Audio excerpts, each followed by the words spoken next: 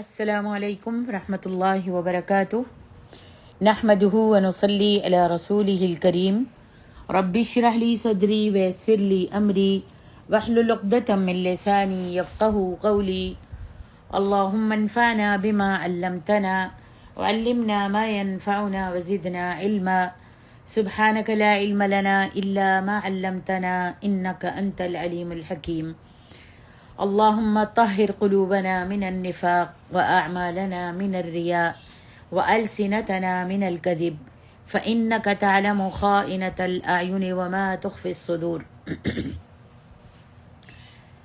تفسیر سورة الممتحنہ آیت نمبر 1 سے 4 تک. اعوذ باللہ من الشیطان الرجیم بسم اللہ الرحمن الرحیم يا أيها الذين آمنوا لا تتخذوا عدوي وعدوكم أولياء تلقون إليهم بالمودة وقد كفروا بما جاءكم من الحق يخرجون الرسول وإياكم أن تؤمنوا بالله ربكم إن كنتم خرجتم جهادا في سبيلي وابتغاء مرضاتي تسرون إليهم بالمودة وأنا أعلم بما أخفيتم وما أعلنتم ومن يفعله منكم فقد ضل سواء السبيل إن يثقفوكم يكونوا لكم أعداء ويبسطوا إليكم أيديهم وألسنتهم بالسوء ودوا لو تكفرون لن تنفعكم أرحامكم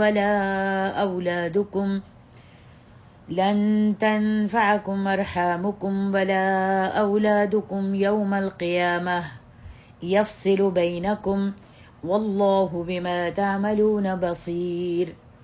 قد كانت لكم أسوة حسنة في إبراهيم والذين معه إذ قالوا لقومهم إنا براء منكم ومما تعبدون من دون الله كفرنا بكم وبدا بيننا وبينكم العداوة والبغضاء أبدا حتى تؤمنوا بالله وحده إلا قول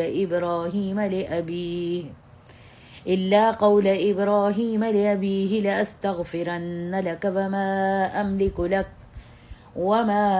أملك لك من الله من شيء ربنا عليك توكلنا وإليك أنبنا وإليك المصير. اے ایمان والو، تم میرے اور اپنے دشمنوں کو دوست مت بناؤ. تم ان کی طرف دوستی کا پیغام بھیجتے ہو حالانکہ وہ حق سچے دین کے منکر ہیں جو تمہارے پاس آیا ہے.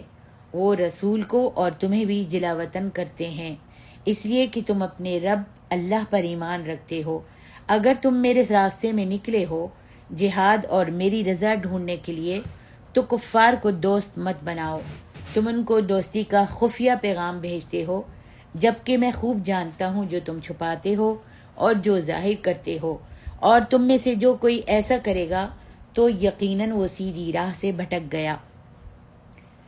اگر وہ تمہیں کہیں پائیں تو تمہارے دشمن ہو جائیں اور اپنے ہاتھ اور اپنی زبانیں تمہاری طرف دراز کریں، یعنی برائی کی نیت سے، اور وہ چاہتے ہیں کہ کسی طرح تم بھی دین حق کے منکر ہو جاؤ.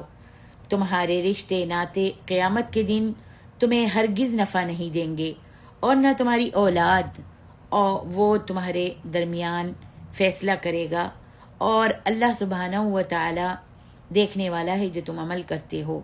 یقیناً تمہارے لیے بہترین نمونہ ہے ابراہیم اور ان لوگوں میں جو ان کے ساتھ تھے جب انہوں نے اپنی قوم سے کہا تھا بے شک ہم تم سے اور ان سے بری ہیں جن کی تم عبادت کرتے ہو سوائے اللہ کے.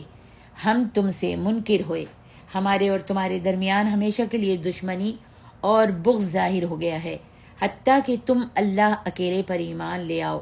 مگر ابراہیم کا اپنے باپ سے یہ کہنا کہ میں ضرور تیرے لیے بخشش مانگوں گا اور میں تیرے لیے اللہ کی طرف سے کسی چیز کا اختیار نہیں رکھتا۔ اے ہمارے رب، ہم نے تجھی پر توکل کیا اور تیری ہی طرف رجوع کیا اور تیری ہی طرف ہمیں لوٹ کر جانا ہے۔ سورت ممتحنہ کا تعارف کراتی ہوں۔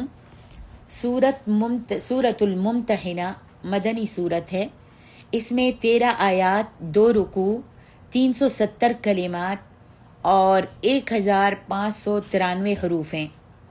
اس سورت کا نام الممتحنہ بھی ہے اور الممتحنہ بھی ہے اور الممتحنہ بھی۔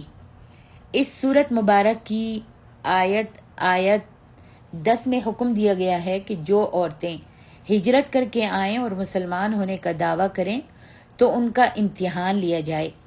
اس مناسبت سے اس سورت کا نام الممتحنہ ہے، جس کے معنی ہیں وہ عورت جس کا امتحان لیا گیا۔ اس سے مراد ام کلثوم بنت عقبہ بن ابی معیط ہیں۔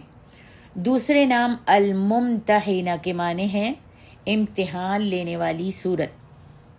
اس سورت کا مضمون یہ ہے کہ اللہ تعالیٰ کے دوستوں سے دوستی اور اس کے دشمنوں سے دشمنی کرنا عین ایمان ہے۔ اسی لیے وہ کافر جنہوں نے مسلمانوں کے خلاف فتنہ اور فساد اور قتل و غارت گری میں کوئی کسر باقی نہیں چھوڑی اور انہیں مکہ مکرمہ سے ہجرت کرنے پر مجبور کیا، مسلمانوں کو ان کے ساتھ دوستی کرنے کی کسی بھی صورت میں اجازت نہیں۔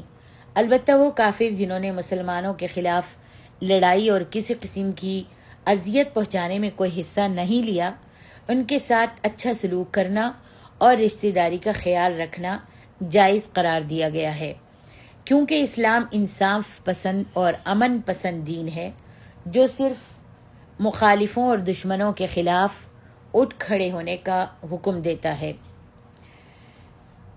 ان آیات کا شان نزول نبی کریم صلی اللہ علیہ وآلہ وسلم اور مکے والوں کے درمیان صلح حدیبیہ ہوئی۔ 2 سال تک یہ صلح قائم رہی، پھر اہل مکہ نے اس کی خلاف ورزی کی اور صلح کا وعدہ جو تھا وہ توڑ دیا۔ تب نبی صلی اللہ علیہ وسلم نے نہایت خاموشی کے ساتھ فوج جمع کر کے مکہ فتح کرنے کا ارادہ کیا اور مسلمانوں کو حکم دیا کہ وہ لڑائی کی تیاری کریں۔ حاطب بن ابی بلتع رضی اللہ عنہ ایک مہاجر اور بدری صحابی تھے۔ حاطب جو تھے وہ ایک مہاجر اور بدری صحابی تھے جن کی قریش مکہ کے ساتھ کوئی رشتہ داری تو نہیں تھی، البتہ ان کے بیوی بچے مکہ میں رہتے تھے۔ انہوں نے سوچا کہ میں قریش مکہ کو نبی صلی اللہ علیہ وسلم کی تیاری کی خبر دے دوں کہ آپ مکہ فتح کرنے کے لیے آ رہے ہیں، ان کی نبی صلی اللہ علیہ وسلم کی تیاری کی خبر کر دوں تاکہ اس احسان کے بدلے وہ میری بیوی بچوں کا خیال رکھیں۔ اس خیال کے پیش نظر انہوں نے یہ پیغام لکھ کر ایک عورت کے ذریعے سے مکے کی طرف روانہ کر دیا، جس کی اطلاع اللہ رب العالمین نے وحی کے ذریعے نبی علیہ السلام کو کر دی۔ چنانچہ نبی علیہ السلام نے حضرت علی، مقداد اور زبیر رضی اللہ عنہم کو اس عورت کے تعاقب میں اس عورت کے پیچھے روانہ کیا جو خط لے کر جا رہی تھی۔ یہ لوگ تیزی سے روانہ ہوئے اور عورت کو روضہ خاک کے مقام پر جا لیا اور اس عورت سے وہ خط لے آئے جو اس نے سر کے بالوں میں چھپا کر رکھا تھا۔ نبی علیہ السلام نے حاطب کو بلا کر پوچھا، اس صحابی کو بلا کر پوچھا کہ یہ تم نے کیا کیا؟ انہوں نے کہا، اے اللہ کے رسول صلی اللہ علیہ وسلم، میں نے کفر اختیار نہیں کیا ہے اور نہ اسلام سے ہی میں پھرا ہوں، میں مسلمان ہی ہوں۔ سچی بات تو یہ ہے کہ میرے اہل و عیال، میرا بال بچہ مکے میں ہے اور وہاں ان کی حمایت کرنے والا کوئی بھی نہیں ہے، جبکہ دیگر مہاجرین کے رشتہ دار مکہ میں موجود ہیں جو ان کے بال بچوں کی حفاظت کرتے ہیں۔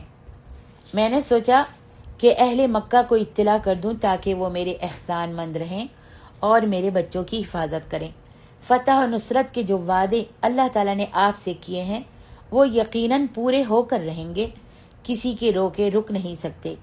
بلا شبہ حاطب رضی اللہ عنہ سے یہ بہت بڑی غلطی ہوئی، لیکن رحمت للعالمین صلی اللہ علیہ وسلم نے ان کی سچائی کی وجہ سے انہیں کچھ نہیں کہا، تاہم اللہ سبحانہ و تعالیٰ نے نصیحت کے طور پر یہ آیات نازل فرما دیں تاکہ آئندہ کوئی مومن کافروں کے ساتھ اس طرح کے دوستانہ تعلقات قائم نہ کرے۔ دیکھیے صحیح بخاری میں یہ قصہ موجود ہے۔ ارشاد فرمائے یا ایہا الذین آمنوا لا تتخذوا عدوی وعدوکم اولیاء تلقون الیہم بالمودۃ وقد کفروا بما جاءکم من الحق یخرجون الرسول۔ اہل ایمان کو مخاطب کر کے اللہ تعالیٰ فرماتے ہیں کہ اگر تم میرے راستے میں جہاد کے لیے اور میری رضامندی حاصل کرنے کی خاطر وطن کو چھوڑ کر گھروں سے نکلے ہو تو میرے اور اپنے دشمنوں کو دوست مت بناؤ۔ ان سے دوستانہ برتاؤ کرنا اور ان کی طرف دوستانہ پیغام بھیجنا ایمان والوں کے لیے زیبا نہیں، کیونکہ کفار جو ہیں وہ حق کا انکار کرتے ہیں، اس لیے وہ اللہ تبارک و تعالیٰ کے دشمن ہیں۔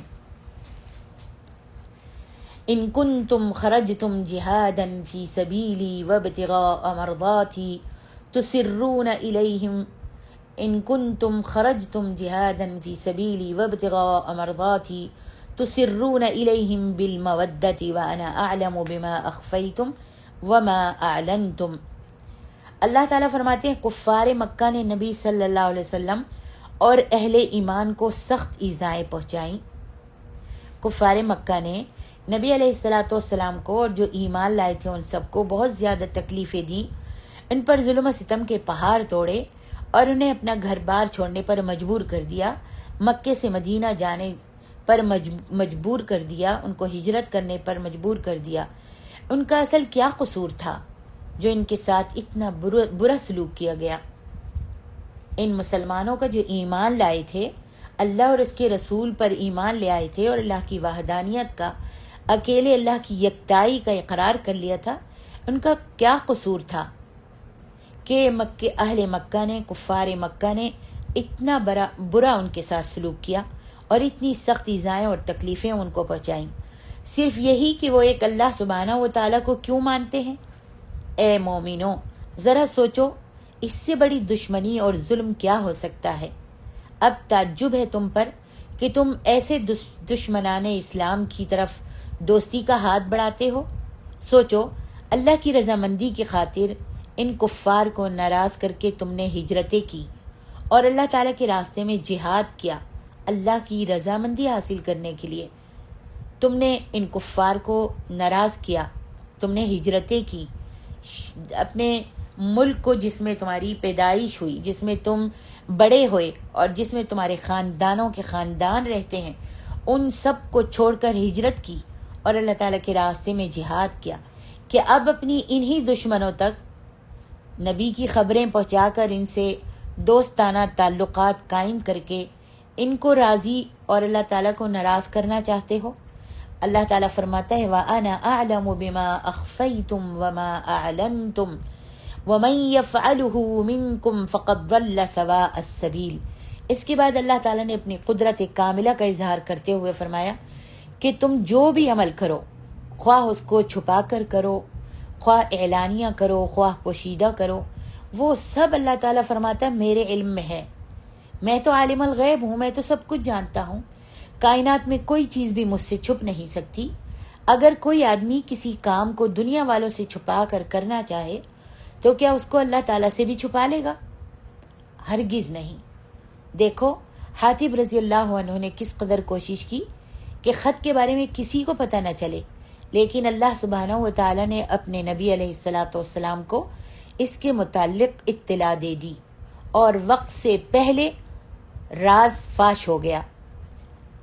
چنانچہ اگر کوئی مسلمان ہو کر ایسا کام کرے اور یہ سمجھے کہ میں اس کو چھپانے میں کامیاب ہو جاؤں گا، چاہے وہ کوئی بھی کام ہو، کیسا بھی کام ہو، کوئی بھی بات ہو، کوئی بھی گناہ ہو، کوئی بھی سچائی ہو، کوئی بھی ایسا کام کرے اور یہ سمجھے کہ میں اس کو چھپانے میں کامیاب ہو جاؤں گا، تو یہ سراسر اس کی بھول ہے۔ اللہ تعالیٰ اور اہل ایمان کے دشمنوں سے دوستی کرنا اور انہیں خفیہ پیغامات بھیجنا گمراہی کا راستہ ہے جو مسلمانوں کی شان کے خلاف ہے۔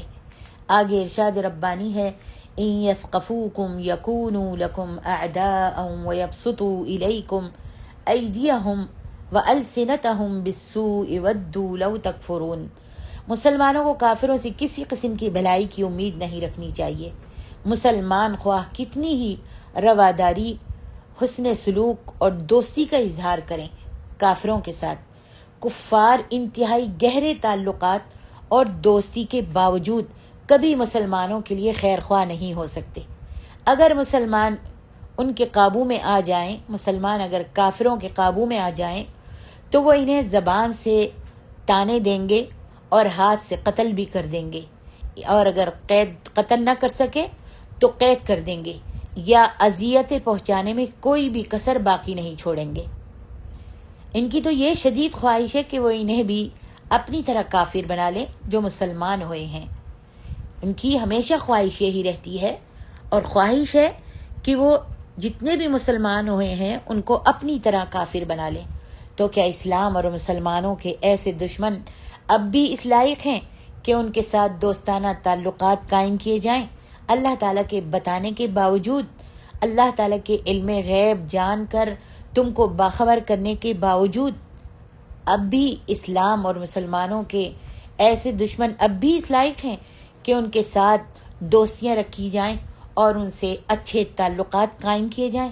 اللہ تعالیٰ آگے فرماتے ہیں، لن تنفعکم ارحامکم ولا اولادکم یوم القیامت یفصل بینکم واللہ بما تعملون بصیر۔ اللہ اکبر۔ حاتب رضی اللہ عنہ نے وہ خط اپنے اہل و عیال کی خاطر لکھا تھا۔ اللہ تعالیٰ کی طرف سے اس پر تنبیہ فرمائی گئی، لیکن جن کے لیے تم کافروں کے ساتھ محبت کا اظہار کر رہے ہو، کل قیامت کے دن یہ تمہارے کچھ بھی کام نہیں آئیں گے۔ آج اللہ کو ناراض کر کے تم ان کا ساتھ دینا چاہتے ہو اور ان کو اپنے نبی کی خبر پہنچا رہے ہو، تو یہ کل تمہارے کچھ بھی کام نہیں آئیں گے، بلکہ قیامت والے دن تو نفسا نفسی کا عالم ہوگا۔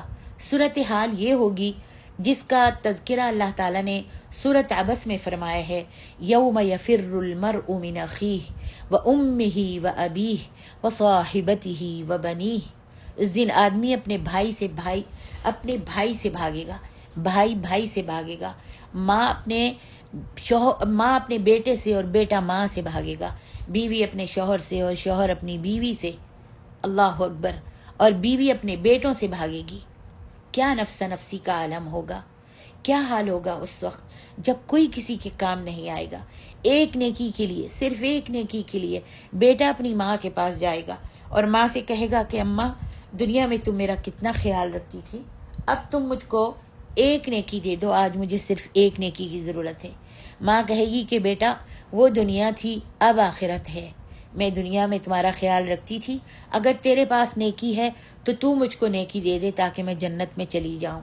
نہ ماں کام آئے گی بیٹے کے، نہ بیٹا کام آئے گا، دونوں ایک دوسرے سے منہ موڑ کر چلے جائیں گے۔ اب باپ کے پاس بیٹی آئے گی، اسی طریقے سے ایک دوسرے سے سوال جواب ہوں گے، لیکن کوئی بھی کسی کے کام نہیں آئے گا۔ سب ایک دوسرے کو پہچانیں گے لیکن کوئی حسب نسب وہاں پر کام نہیں آئے گا، کوئی ایک دوسرے کا ساتھ نہیں دے گا، سب ایک دوسرے سے بچھڑ جائیں گے اور سب نفسا نفسی کا عالم ہوگا۔ اللہ اکبر۔ پھر ان کی وجہ سے تم کافروں کے ساتھ دوستی کر کے اللہ تعالیٰ کو ناراض کیوں کرتے ہو؟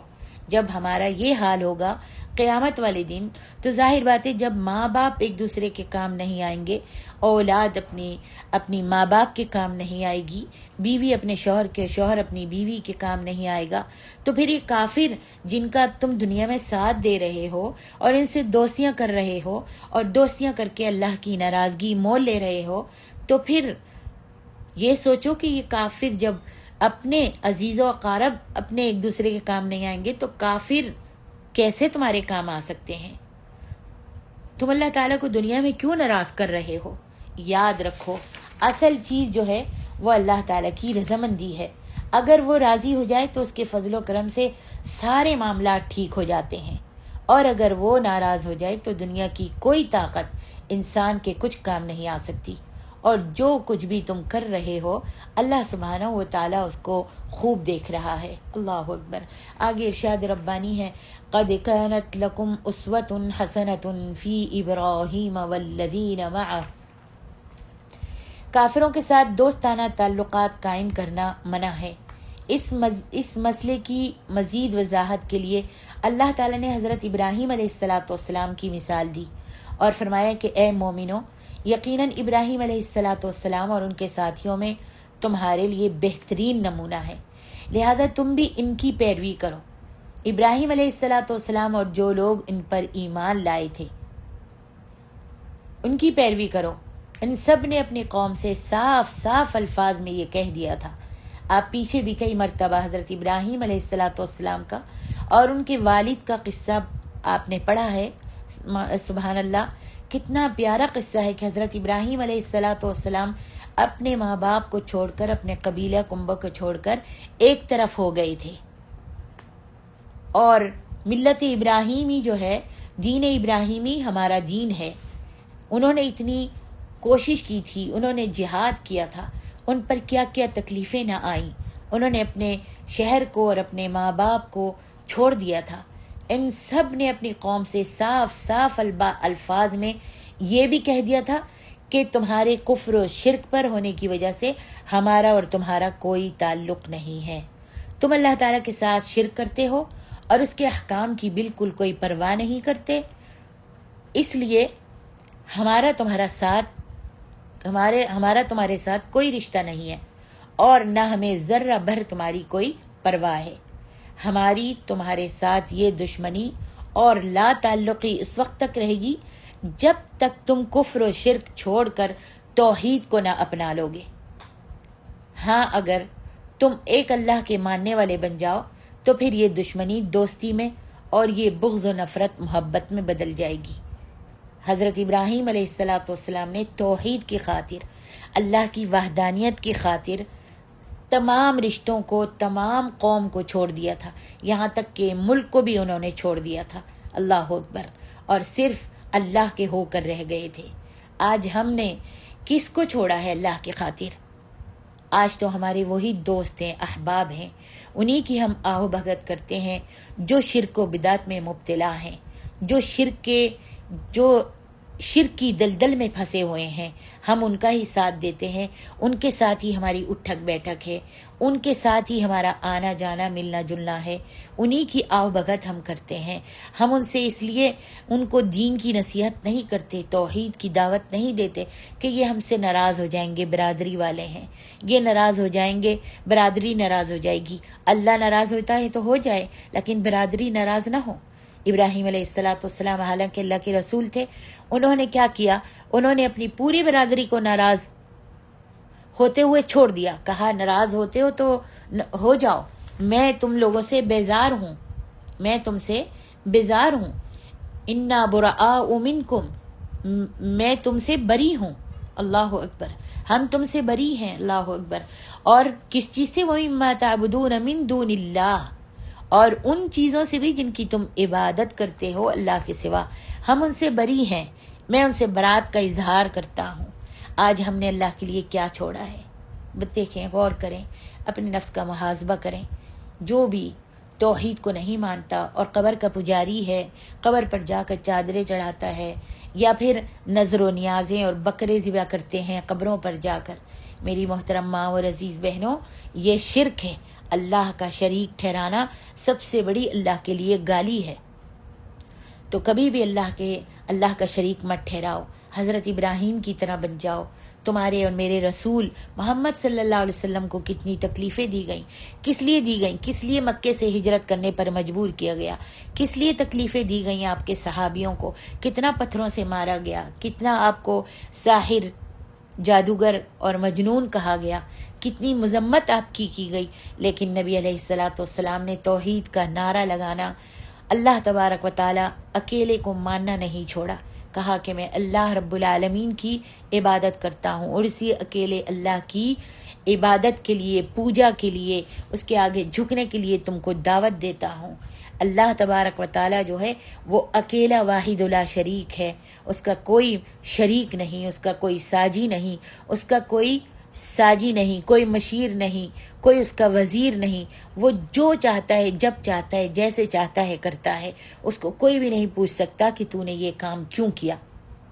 اس توحید کی خاطر تمہارے اور میرے رسول صلی اللہ علیہ وآلہ وسلم نے بھی ایک طرف آپ نے بھی ہجرت کر لی تھی اور مدینہ منورہ کی طرف آپ چلے گئے تھے، اپنا آبائی ملک جو تھا وہ چھوڑ دیا تھا، اپنے رشتہ داروں کو خیر بات کہہ دیا تھا۔ اللہ اکبر۔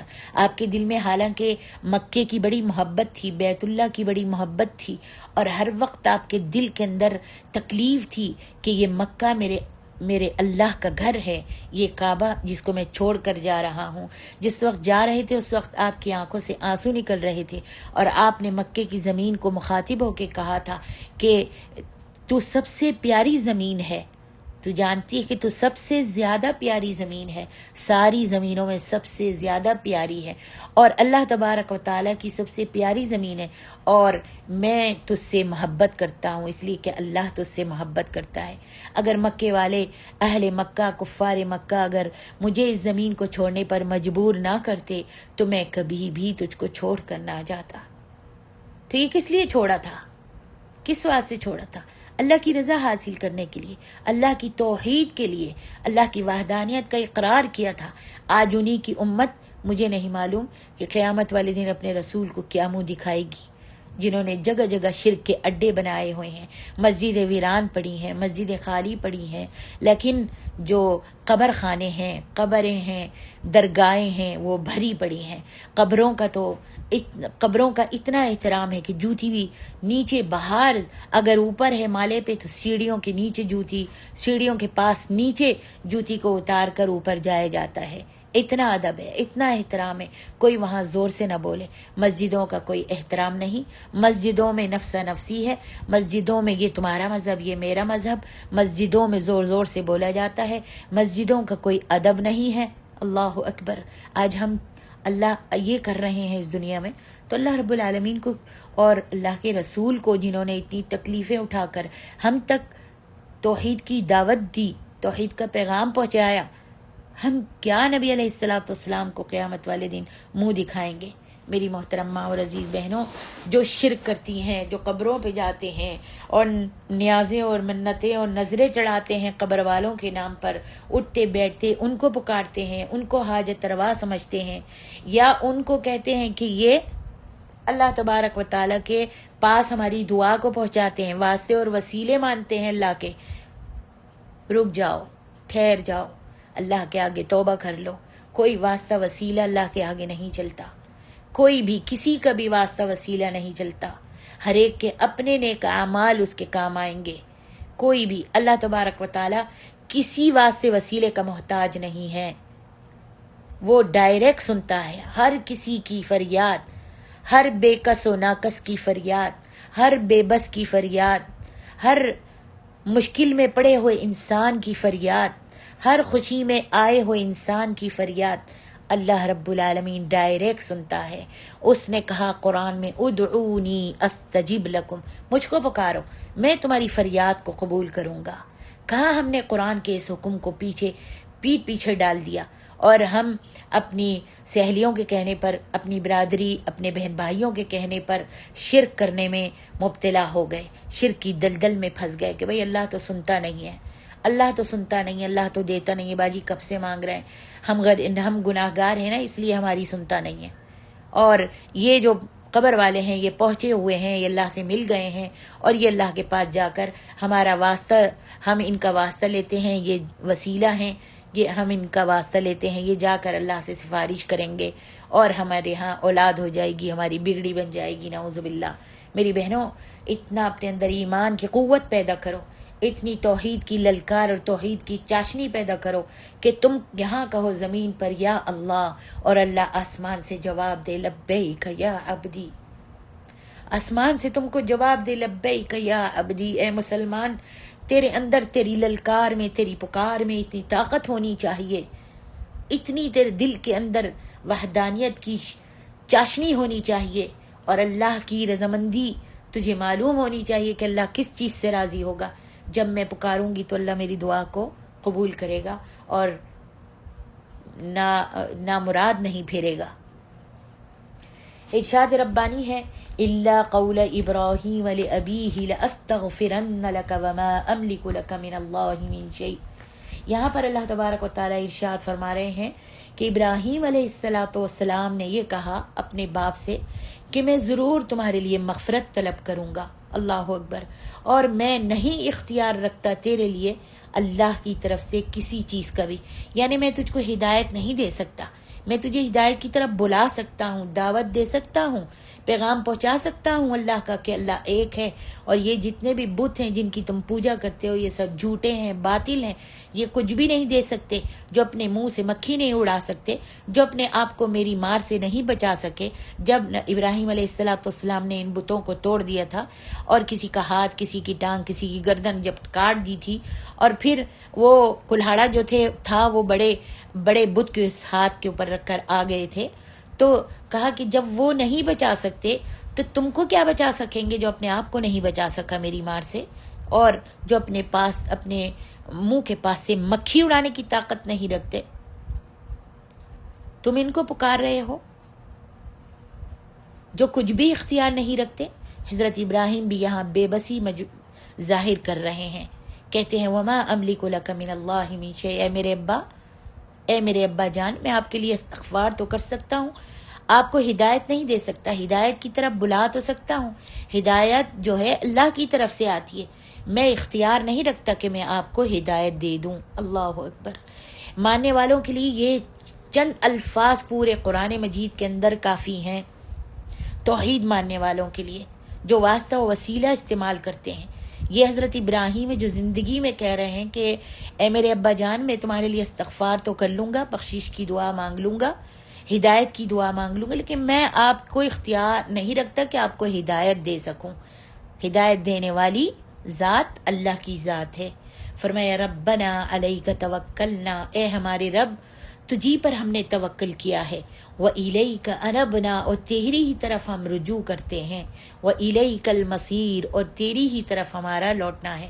دیکھو یہ حضرت ابراہیم علیہ السلام کی دعا ہے، آپ کو بھی اور مجھ کو بھی چاہیے کہ اس دعا کو یاد کریں، ربنا علیک توکلنا وَإِلَيْكَ أَنَبْنَا وَإِلَيْكَ الْمَصِيرُ۔ کتنی پیاری دعا اور کتنا خوبصورت ترجمہ ہے۔ ابراہیم علیہ السلام کی پوری زندگی ہمارے لیے نمونہ ہے، البتہ جو انہوں نے اپنے باپ کے لیے دعائے مغفرت کی تھی وہ ایسا عمل ہے جس میں ان کی پیروی نہیں کی جائے گی۔ حضرت ابراہیم علیہ السلام نے کہا تھا کہ میں اپنے ابا جان کے لیے دعائے مغفرت کروں گا، ہم ان کی پیروی اس بات میں نہیں کریں گے، اس لیے کہ ان کا باپ جو تھا مشرک تھا، اور ابراہیم علیہ السلام اس وقت تک دعا کرتے رہے جب تک آپ کو معلوم نہیں ہوا تھا کہ مشرک کے لیے دعائے مغفرت نہیں کرنی چاہیے۔ جب حضرت ابراہیم کو معلوم ہو گیا اور اللہ تعالیٰ نے انہیں اس عمل سے روک دیا تو انہوں نے اپنے باپ سے بھی برات کا اعلان کر دیا اور کہا کہ اب میں اپنے باپ کے لیے بھی دعائے استغفار نہیں کروں گا۔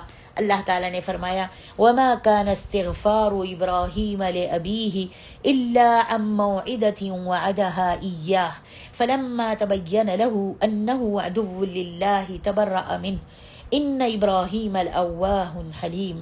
اور ابراہیم کا اپنے باپ کے لیے بخشش کی دعا کرنا بس ایک وعدے کے باعث تھا، جو وعدہ انہوں نے اپنے باپ سے کیا تھا۔ پھر جب حضرت ابراہیم علیہ السلام پر یہ واضح ہو گیا کہ یقیناً میرا باپ جو ہے اللہ کا دشمن ہے، تو وہ اس سے بیزار ہو گئے اور انہوں نے اس کے لیے دعا کرنی جو تھی وہ چھوڑ دی۔ فرمایا بے شک ابراہیم بہت بڑے، بہت نرم دل اور بہت تحمل والے تھے۔ یہ آیت سورۃ التوبہ میں موجود ہے۔ آئیے آیات مبارکہ کی حکمت اور تقاضے دیکھتے ہیں۔ نمبر 1، اللہ تعالیٰ کے دشمنوں کے ساتھ دوستانہ تعلقات قائم کرنا ایمان کو ضائع کر دیتا ہے۔ نمبر 2، مومنوں کو چاہیے کہ صرف اللہ سبحانہ و تعالیٰ کی خاطر ایک دوسرے سے محبت کریں اور اپنے بیوی بچوں یا دنیا کے کسی لالچ کے لیے کافروں کے ساتھ دوستی اور ان کی طرف محبت کے پیغام بھیج کر اللہ سبحانہ و تعالیٰ کو ناراض نہ کریں۔ نمبر 3، کافروں کی شدید خواہش ہے کہ وہ مسلمانوں کو دین اسلام سے پھیر دیں اور انہیں مسلمان نہ رہنے دیں، اس لیے اگر کبھی وہ مسلمانوں پر قابو پا لیں تو ان پر کبھی بھی وہ رحم نہیں کریں گے۔ نمبر 4، ہمارے ساتھ کافروں کی دشمنی صرف اس لیے ہے کہ ہم اللہ اور اس کے رسول پر ایمان رکھتے ہیں، لہٰذا کافروں کی جنگ صرف اہل ایمان ہی کے ساتھ نہیں بلکہ اللہ اور اس کے رسول کے ساتھ بھی ہے، اور ان قریب یہ بات کھل کر سامنے آ جائے گی کہ کافروں کی مسلمانوں کے ساتھ جنگ دین اور ایمان کی بنیاد پر ہے، جنگ جو ہے دین اور ایمان کی بنیاد پر ہے۔ نمبر 5، کبھی کبھار بشری تقاضے سے انسان سے غلطی اور گناہ ہو ہی جاتا ہے، جیسے حاتب رضی اللہ عنہ سے غلطی ہوئی۔ ایسا ہونے پر مسلمان اسلام کے دائرے سے بالکل نہیں نکل جاتا بلکہ وہ مسلمان ہی رہتا ہے، لیکن اسے اپنی غلطی کا احساس کرتے ہوئے فوراً سچی توبہ کر لینی چاہیے۔ نمبر 6، قیامت کے دن سوائے نیک اعمال کے اور کوئی چیز انسان کے کام نہیں آئے گی۔ اس دن تمام قریبی رشتے ناطے بھی ختم ہو جائیں گے۔ نمبر 7، ہر انسان کا کسی کو نمونہ بنا کر اس کی عادات کو اپنانا ایک فطری بات ہے۔ حضرت ابراہیم علیہ السلام کی زندگی اہل ایمان کے لیے بہترین نمونہ ہے، ہر مسلمان کو ان کی پیروی کرنی چاہیے۔ نمبر 8، مسلمان کا اپنے کسی بھی قریبی رشتہ دار کے لیے جو مشرک ہو دعائے مغفرت کرنا درست نہیں ہے۔ نمبر 9، شرک اور مشرکوں سے اعلان براءت ضروری ہے، یہ ایمان کا تقاضا بھی ہے۔